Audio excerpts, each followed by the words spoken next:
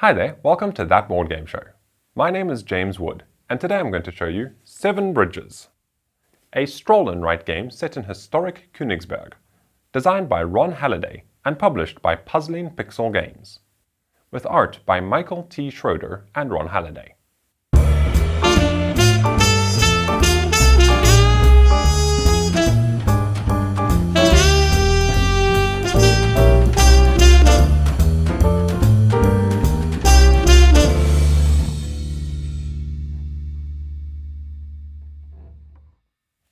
Seven Bridges is a roll-and-write game in which we are going to be rolling these 6 dice and then drafting them around the table, each person picking a die, and then drawing that shape on their map of Königsberg. Now, what's quite interesting about this one is it's designed by Ron Halliday, who is actually a professional cartographer. So his day job is to make accurate maps for places, and he has combined his passion of board game design with his passion of map making and brought us 7 Bridges. And the name 7 Bridges stems from a famous mathematical problem, being the 7 bridges of Königsberg, where mathematically it was stated that it is impossible to cross all 7 bridges in the city without crossing one of them more than once. Now, today I'm going to be showing you the solo game, and we're going to be playing on that mathematical problem. In fact, the solo game is set up to play against an AI player called Leonhard Euler, who was a mathematician. In fact, let me just read you his little blurb here. From 1707 to 1783. Leonhard Euler was a Swiss mathematician, physicist, astronomer, logician, and engineer who made important and influential discoveries in many branches of mathematics. Euler was one of the most eminent mathematicians of the 18th century, and is held to be one of the greatest in history. He is also widely considered to be the most prolific mathematician of all time. The mathematical constant E, 2.71828, is named in his honor. In 1735, Euler presented a solution to the problem known as the 7 Bridges of Königsberg. Whether it was possible to follow a path that crossed each bridge exactly once before returning to the starting point. It's not possible. Feel free to try it on our map. And his solution is considered to be the first theorem of graph theory. And we have a little graph here of the solo difficulty. Basically, the red, orange, and yellow squares are slightly harder places from which to start, and the blue and green squares are a bit easier. And all of that will make a lot more sense when I actually start playing the game. So I'm going to play out a few rounds just to show you how it plays. Maybe I'll even play the whole thing. We shall see. And the solo game deviates fairly minorly from the multiplayer game, in that in the solo game, I will be drafting dice against the AI, in this case, playing against the AI, referred to as Euler for the remainder of this video. And basically, we will be rolling the dice. I will draft a die, and then we will discard a die based on a little setup over here, which you will see in play. And the objective of the game is to cross as many of the 7 bridges. So we have 1, 2, where's number 3? 3, 4, 5, 6, and 7. You want to cross as many of those 7 bridges as possible, because the number of bridges you cross determines how many of the different endgame scoring criteria you can actually score. The game can actually be played with up to 6 players, but demonstrating the solo mode today is going to give you a pretty good sense of what you as an active player would be doing on your turn, and Euler will be drafting the dice out to simulate what the other players at the table would be doing. So with all that said, I think I'm just going to start playing the game, and I'll explain the rules as we go. The first thing we're going to do is we're going to determine our starting location. Now, if you're playing with multiple players, you will all start in exactly the same location, and there are 2 ways that you can choose how to start.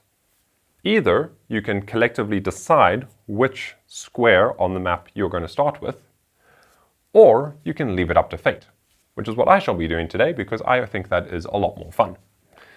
The way you leave it up to fate is you roll 3 dice, 1 at a time. So I will roll the first die, and the first die will determine the quadrant that we are in. So we have quadrant 1, quadrant 2, quadrant 3, and quadrant 4. So we roll the die, and then you'll see that on the left-hand side here, this shows us all the faces on the dice. And the faces are numbered 1 through 6. You'll see there's a 2 down here, and that's because each die has a 2. In fact, not each die. So some dice have a 2 and some dice have a 3 on them. And the 2 or the 3 indicates a value of 1. So we will roll a die. For setup purposes, it doesn't matter if I roll one with a 2 or a 3. I rolled a straight line, which is a 4. So that means we will be starting here in quadrant 4.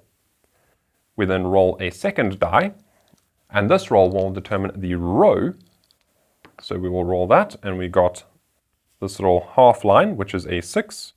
So we are in quadrant 4, row 6, so right down at the bottom here. And we will roll one more time. Let's use a third die. And we got the little angle, which is 5. So that is now the column. So quadrant 4, row 6, column 5. We will start right over here. And we will fill in this space. And another interesting factor of this game is that this map is actually an accurate representation of Königsberg. Naturally so, considering a professional cartographer drew it up.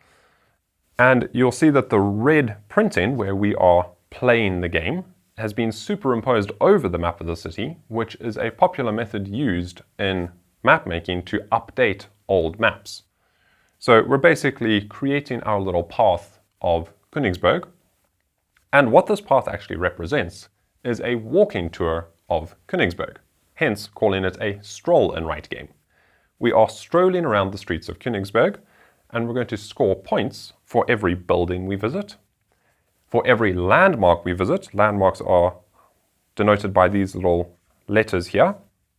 So each time you pass in front of one of those, you can mark it off, and you'll see we've got our landmarks visited track here. The more landmarks we visit, the more points we will get.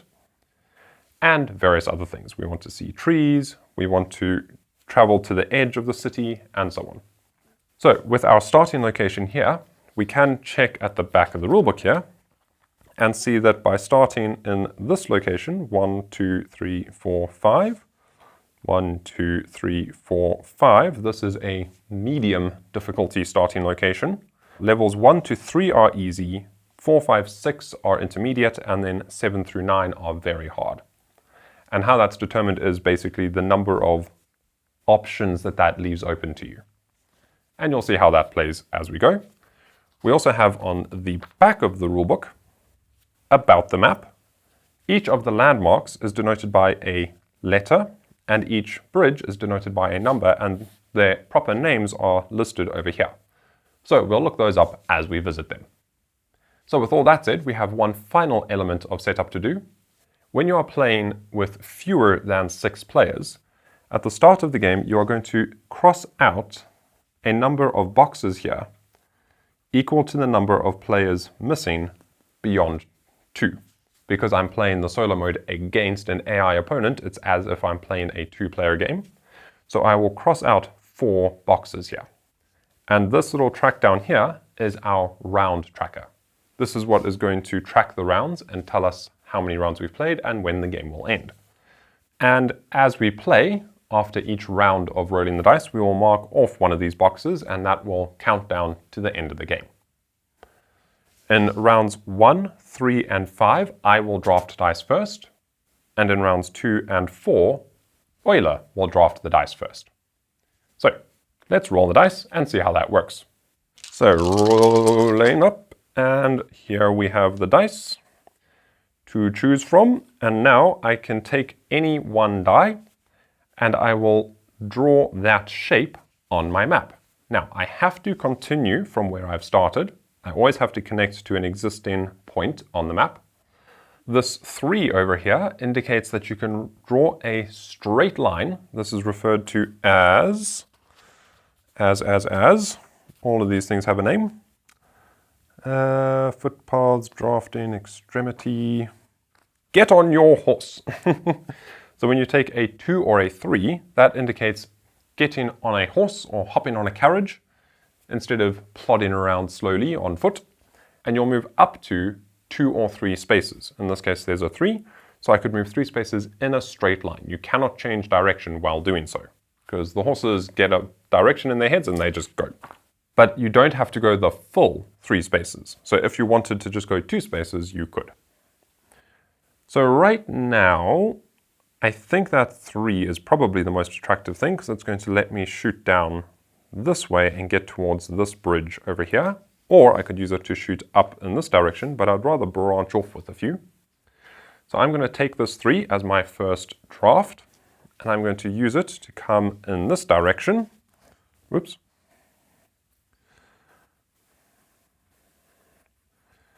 And this might take a little while.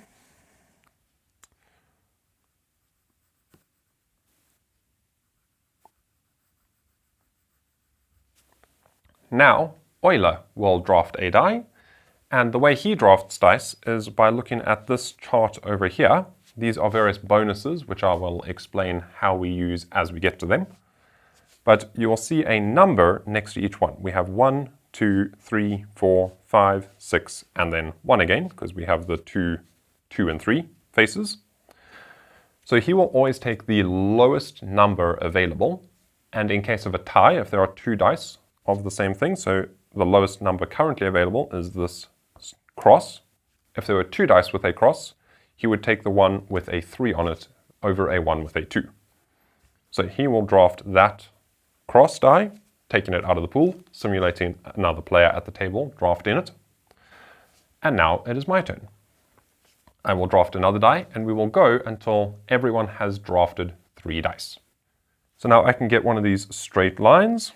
I can get a little angle piece, or I can get this little half space, and I'll explain how that's helpful later in the game. It doesn't really benefit me right now, so I'm just going to take another straight line, and I'm going to keep on heading down towards this number 4 bridge, because the game is called 7 Bridges after all, so hitting bridges seems like a jolly good idea.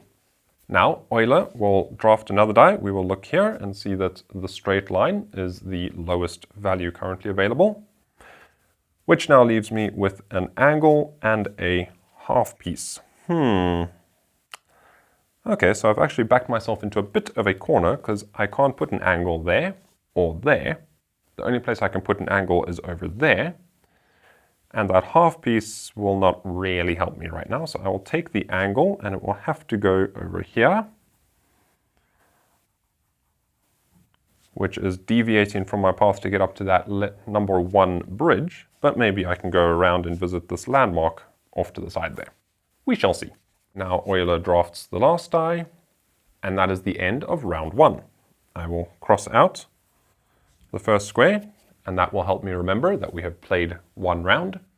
And what's very handy about this little tracker is it allows you to pick up and put down the game quite easily. So if you're playing the game and you get interrupted and you need to come back to it later, you can very easily see, oh look, I've played 2 rounds, 4 rounds, 6 rounds, however many, and you can just pick up and keep playing right from where you left off. So that is the end of the first turn of round 1. We will play 2 turns per round. So I will roll all 6 dice again.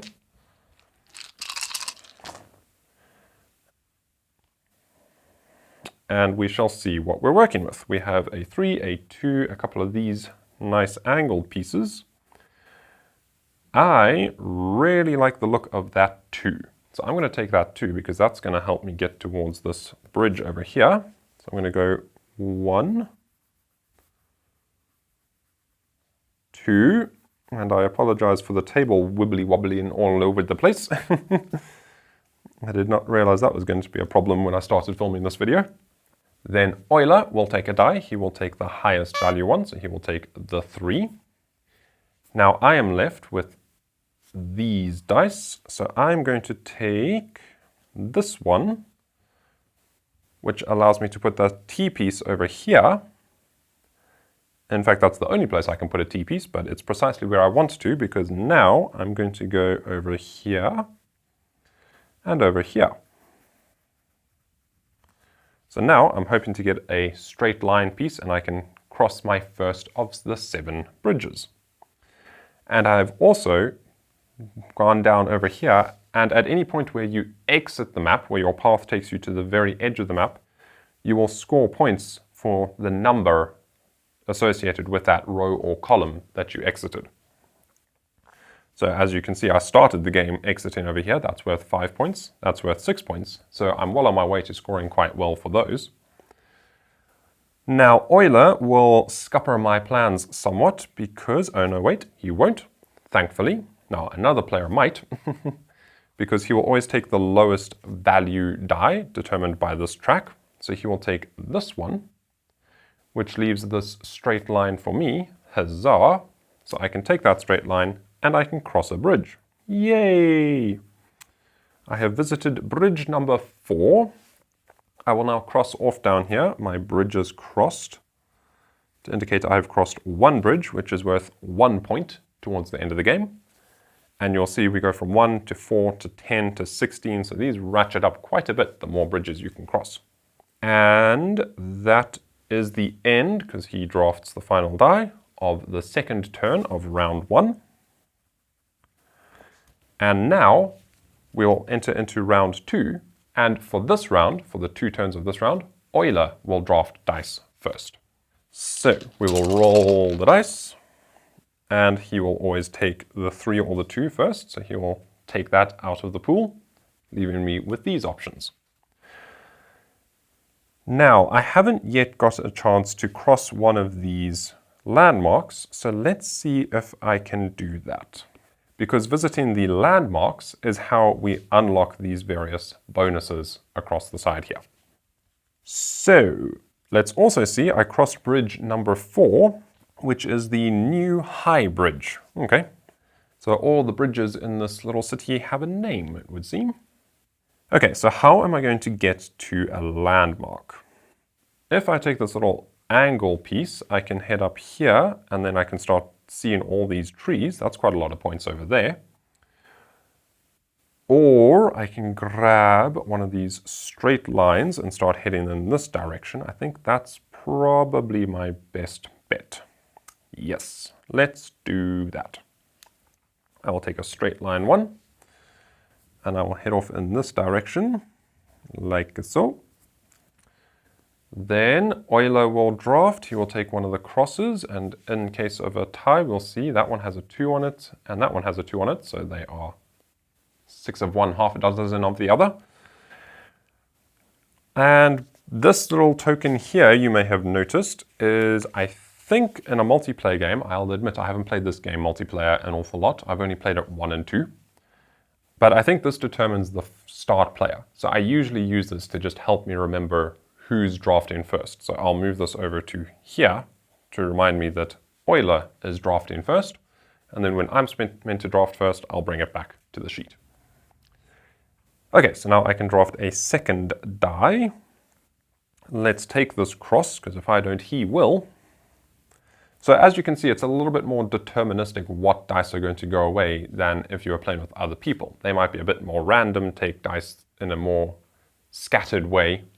Although I suppose you could probably predict quite easily which ones they're likely to take if you bother to look over at their maps and see their directions and routes. So that was my turn. Euler's turn. He will take... What will he take? He'll take the straight line piece. And that leaves me with this little angle piece, which I wanted anyway, because now I need that either for here or for here.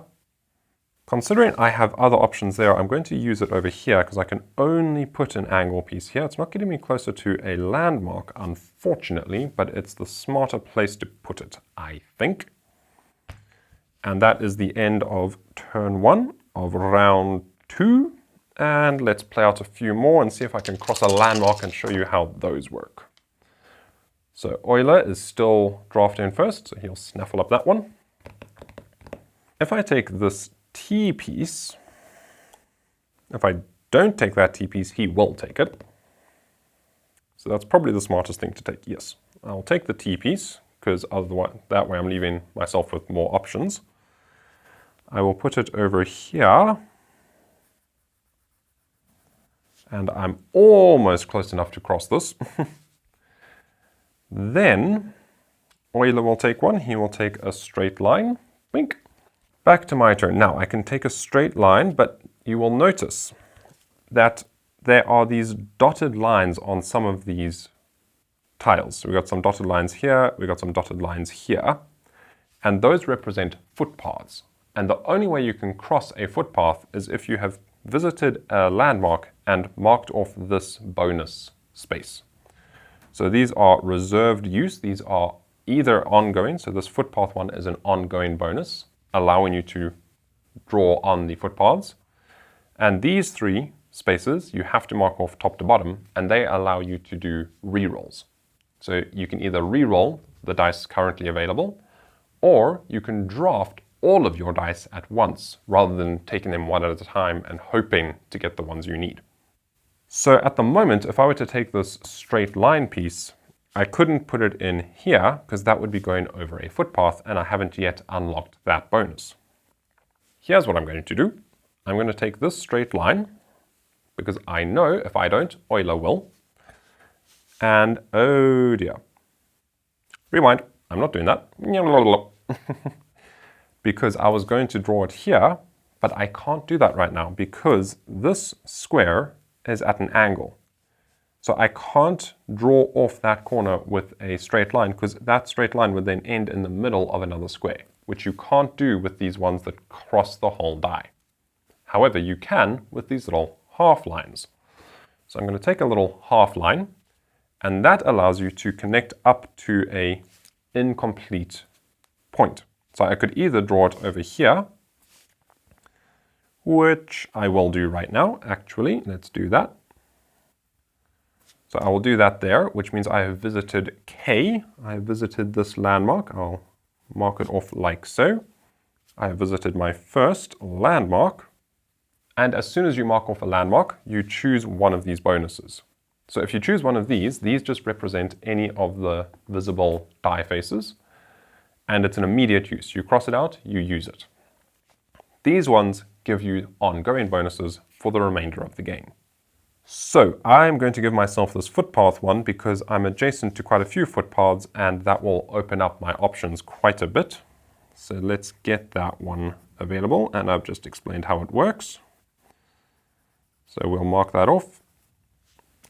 And let's see what K is. K is the Altkarten district, which I'm assuming is German for Old Garden District, maybe. Any Germans in the audience? Let me know down in the comments if I got that right. Okay, so we've visited the Altkarten district. Und now Euler will take a die. And that will leave me with this one. And now I can use that on a footpath. So I could head up towards this landmark, which seems like a reasonable idea. Or I could use it to fill in this little gap here, which gives me a straight run up to that bridge. And the game is called 7 Bridges, so I'm going to shoot for bridges. Let's go for the bridge. Going to do that, because it's a little half one. And that is the end of the second turn of the second round. And now I will be drafting first, so let's pop that there to remind me. And let's see. I like the look of that 3. Yep, I'm taking the 3, because now I can rocket up the track over here. 1, 2, 3, while on my way to crossing another bridge. And then Euler will take a die. He will take one that has a 3 on it, which will be that one. Now, the reason he takes the ones with a 3 is because it limits my options if I use one of these reroll bonuses. So if I cross in front of another landmark and get a reroll, I'm less likely to roll a 3 if he has drafted them. Now, a cross, a half one, or a T piece. I don't have very good options here. I've given myself rather a pickle. Rather a pickle indeed. We will take the half piece, ba-dink, and I'll drop it in over here. because now I've opened up some options. Now Euler will draft another cross, and I will take this T piece over here, going this way,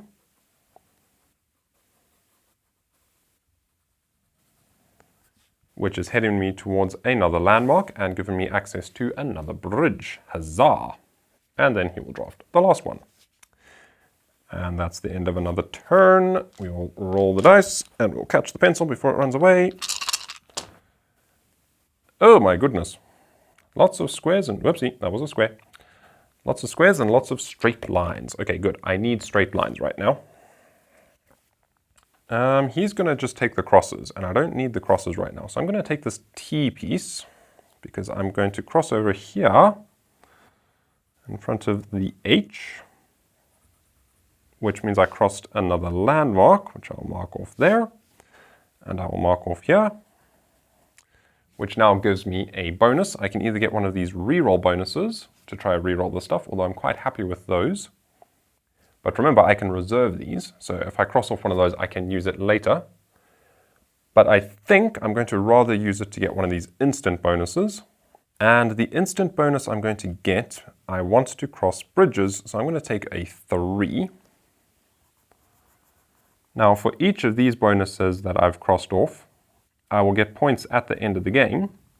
And you'll see the 3 is the most beneficial one in-game, but it's only going to give me 1 point at the end of the game. Whereas this little half piece is kind of the least useful, although it can get you out of a scrape, and it will give you 6 points if you have used it at the end of the game. So using that, I immediately cross it off. So I will go 1, 2, 3. And that is making for another bridge. Then Euler will take a cross, and he'll take one that has a 3 on it over a one that has a 2. I think I'll take this cross, because that'll give me options later. And put that over there. Then he will take the other cross, and then I will take a straight line, and I was meant to mark off here that I'd crossed a bridge. Now I will cross another bridge. Which one do I want to cross next? I'll cross this one next.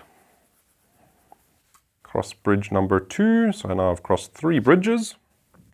And 1 and 2, let's see, 1 is the green bridge and 2 is the offal bridge. That must be located near a butcher. And then that is the end of the turn, which means we are into round 4. Euler will now draft first. So let's put his little marker over there to remind us. And as you can see, I might not be playing terribly strategically, but the game goes fairly quickly once you know the basics. He will obviously take that 3 right away. And now this is where some rerolls would come in handy. Oh dear. Okay, I think I need that straight line because I want to get across another bridge.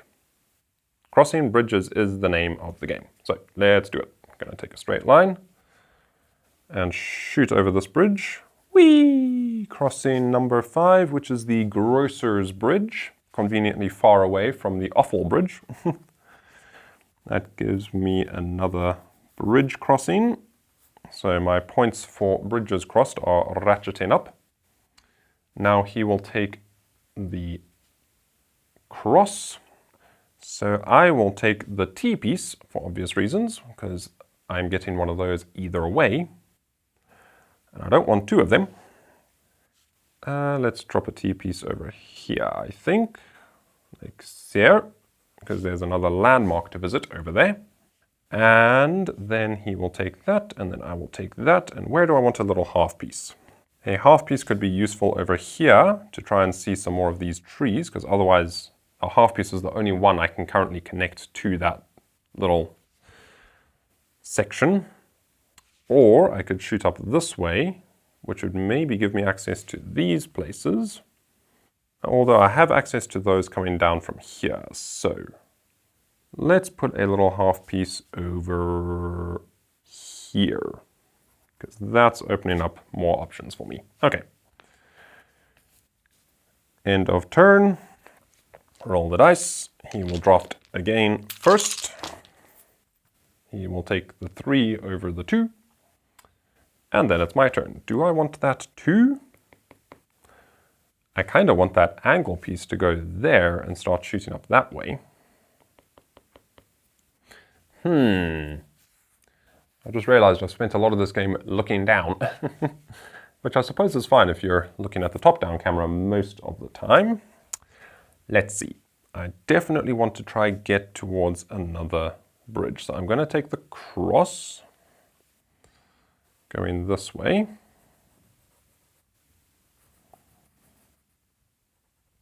Then he will take the 2. Then I will take the other cross, I think. Yeah, let's do that. And I'll do it down to there, which means I just crossed another landmark. I crossed landmark E, which is the Kneifhof Town Hall. Kneifhof? Kniefhof? Kniephof? I have no idea how to say that. Oh golly. So that gives me a bonus. I can get a reroll available or one of these instant bonuses. I think an instant bonus seems like a good idea because he's about to draft that die, which is going to leave me with that die. So what I will do is I will use my instant bonus to get another one of these cross pieces.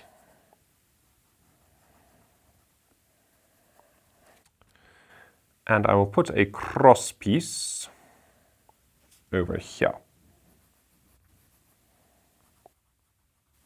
Then he will take that and I will take the angle piece, and then I think I'll put the angle piece down here like I was going to originally to visit some more of those trees, because remember, every tree you cross over is 1 point. We are rapidly approaching the end of the game because that was the end of round 4. Little meeple marker comes back to me. I am drafting first again, thank goodness, and away we go. I wouldn't mind that too, although I'd really like to cross this other bridge. 1, 2 would get me up to there.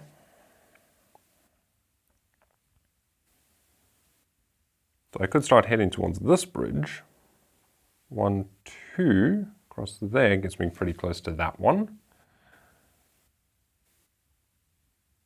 If I don't take it, he will, and I have other options. I'm going to take the 2, and I'm going to use the 2 to rocket up in this direction. 1, 2, scoring myself a bunch of trees along the way. Then he will take the cross. Now I should probably take a T-piece. If I take a T-piece, then he'll take a T-piece. Yes, let me take one of these T-pieces, which I'll put over here, like so. Then he will take the other T-piece. Then I will take the straight piece and cross another bridge. Huzzah! Bridge number 6 is the Smith's Bridge. We have just crossed the Smith's Bridge in the district of the Smithies. Okie dokie. And as you can see, you could probably just puzzle out that little puzzle at the very beginning of the game. You will draft that one.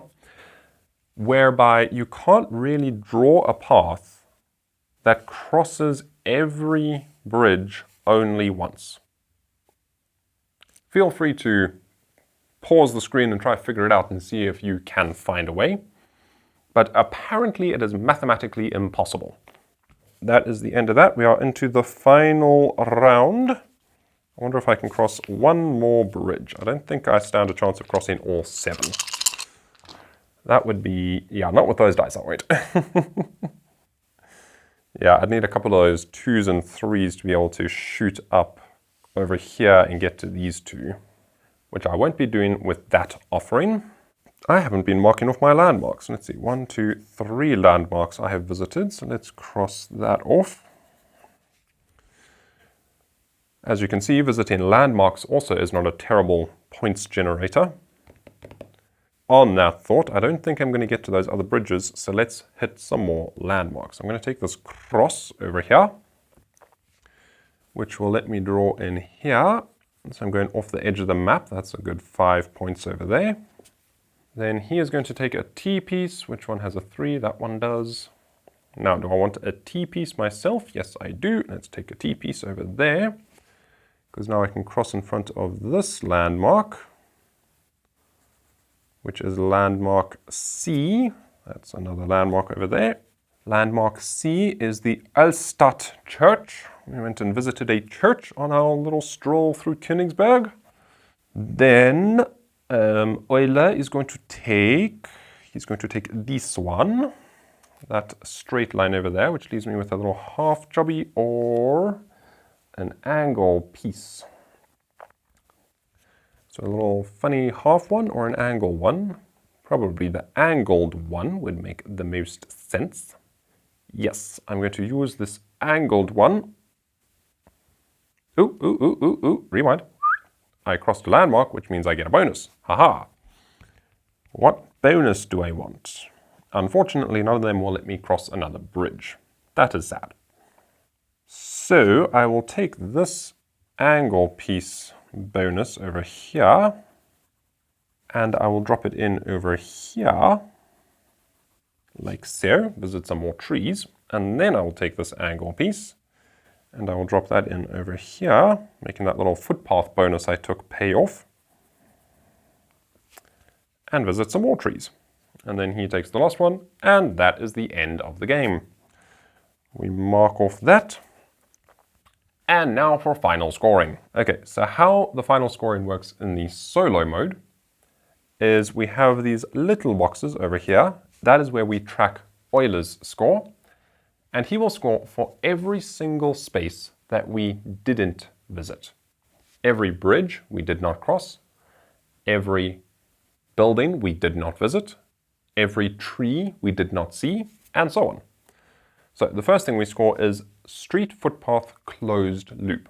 What that means is we look at our biggest closed loop. So over here is my only closed loop of this little rectangle that crossed bridges. You then take the number of bridges you crossed and you times it by the number of corners in the loop. As it is, my closed loop is 1, 2, 3, 4 times 2. So that is only 8 points over there. And you'll see there are not little boxes on this one, so Euler does not score anything for those. So that can be quite an interesting puzzle. With my starting location down here, that made that one a bit more tricky. If you were to start, as you see here, the 1s and 2s more in the middle, then that leaves a lot more options open to build out. And if you could close a loop around here, like cross this bridge, come down here, cross this, come down here, you can score potentially a lot of points with that one. Then we will count the number of bridges we crossed. So we crossed 1, 2, 3, 4, 5 of the 7 bridges, which is worth 25 points. So we'll put in 25. And then how we score for Euler is he scores all the bridges we didn't cross. So 2. So we will count 1, 2, and he will score 4 points, as if he marked off 2 bridges on his own sheet. So he will score 4 points. Then we check how many landmarks we visited. Let's just make sure I've marked this correctly. 1, 2, 3, 4. Yes, that's all. 1, 2, 3, 4. That is 10 points for me. So now we will use the landmarks visited scale here to see 1, 2, 3, 4, 5 landmarks I did not visit. So he will score 1, 2, 3, 4, 5. As if he visited 5, he will score 15 points over there. Buildings, we count the number of buildings we visited, and how you count that is each building that your path crosses in front. And you'll notice some of the buildings are rather large and some of the buildings are rather small, and it's only 1 point per building, not per number of squares it occupies. So let's just start at the top here. I visited this one. That's 1, 2, 3, 4, 5, 6, 7, 8, 9, 10, 11, 12, 13, 14, 15, 16, 17, 18. You see it's that whole building, even though I only crossed over a part of it. 19, 20, 21, 22, 23, 24, 25, 26, 27, 28, 29, 30, 31, 32, 33, 34, 35, 36. I visited 36 buildings. And there are 100 buildings in total. So he visits all the rest, which would be 64. 64. He might win. Okay, trees. We count all the trees that I crossed in front of. 1, 2, 3, 4, 5, 6, 7, 8, 9, 10, 11, 12, 13, 14, 15,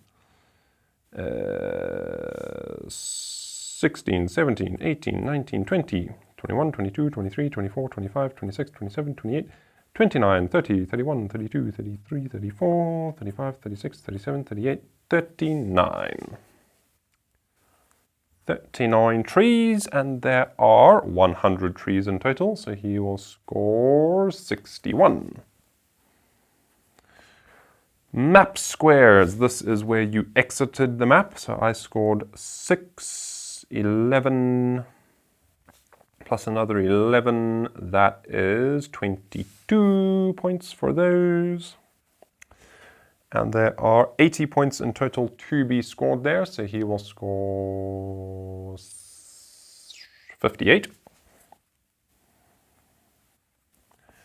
And then drafting usage bonus. This is scoring for any of these little bonuses that we used. As you can see, I didn't use many because I wasn't crossing over enough landmarks. So I only scored 1, 3, 5, that's 8, plus 6 is 14. 14, and map squares, there are 80 points. No, wait, wrong thing. Drafting, there are 40 points available.